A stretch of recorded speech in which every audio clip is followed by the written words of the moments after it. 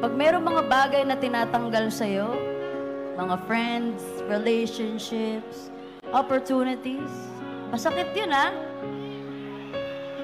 Pero ang ibig sabihin lang nun, you have to let go. You had to let go of something.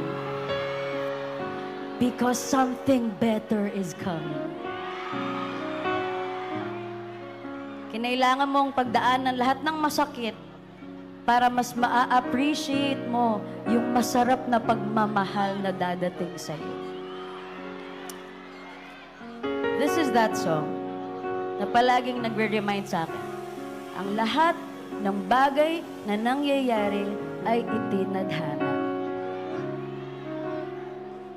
Kung para sa'yo,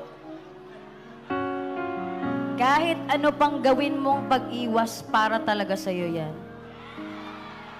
In the same way na, kahit ano pang pilit mo, kung hindi talaga para sa'yo, hindi talaga yan para sa'yo.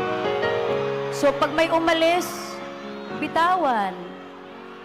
You deserve more. You deserve better. Just believe that better things are coming. Okay? So, let's just be in this moment together. And appreciate na itong moment na to na nandito ako ngayon, nandyan ka, katabi mo mga taong hindi mo kakilala, is a moment that was prepared for you. And it's part of your future.